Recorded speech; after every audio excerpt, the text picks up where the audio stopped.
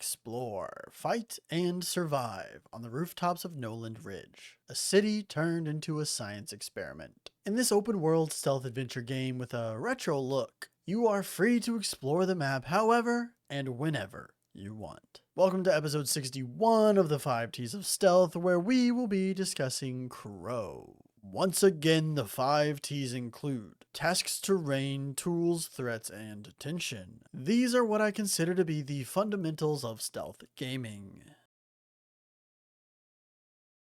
The story of this game is very simple. You play as Nomad, and basically you're just saving the city. In terms of actual mission design, there really isn't any. This is an open world game, and your missions are just open world activities. There are 4 different things for you to do. Find your 4 skills, find 19 tapes, hack 5 towers, and collect 15 ghosts. Finding the skills and tapes is pretty self-explanatory since it's literally just things scattered around the map. I found all the skills, but I did not bother finding all the tapes. Collecting the ghosts involves walking up to this little orb and then following its path as it moves sporadically. I only did 1 or 2 of these since I didn't really care, but perhaps completing all 15 will accomplish something. The last activity, hacking the towers, is your main objective. This is how you save the city. Hacking the towers is very simple. First, you need to find the towers, which can be done easily enough by following the glowing power lines. Once at a tower, you need to walk up to this computer that is in a little tent and press hack. This cannot be done if enemies are too close, so you'll typically want to clear out the enemy camp first.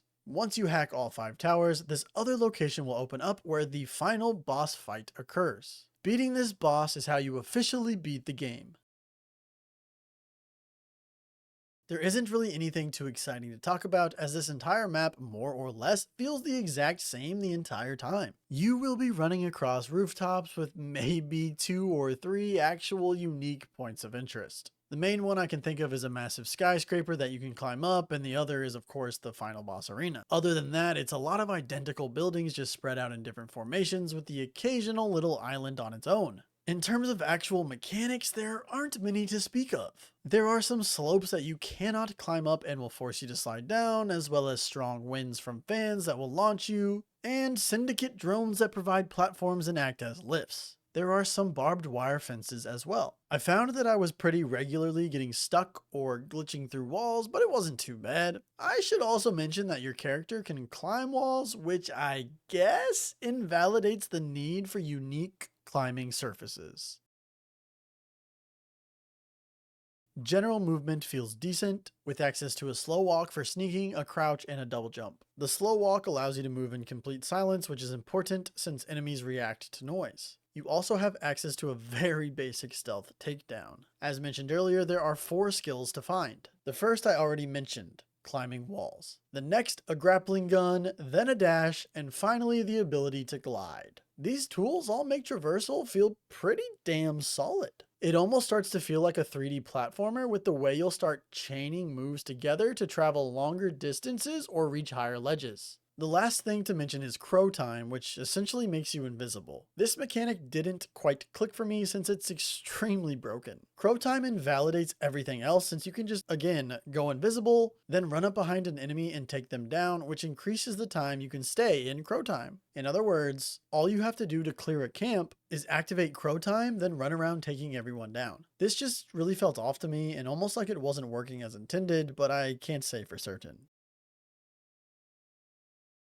There are a few different reskins of the basic enemy, but they all function the same. Detection is downright horrendous as you can basically move around and do whatever you want whenever you want. There are some enemies with snipers, but they take forever to actually decide to fire. The title of the biggest threat in the open world belongs to turrets. Turrets will take you out pretty easily, and the only way to deactivate them is to hack the tower that they are connected with. The last thing to mention is the final boss. This feels very different from the rest of the game. You venture into the final boss's arena, and it's this giant mech of some sort. It will fire missiles at you while you have to run around and activate turrets to shoot at it, but not every turret is always ready to fire, so you have to find the correct one at the correct time. I should also mention that new enemy camps will regularly spawn in around the open world, but clearing these camps doesn't exactly feel good or provide anything.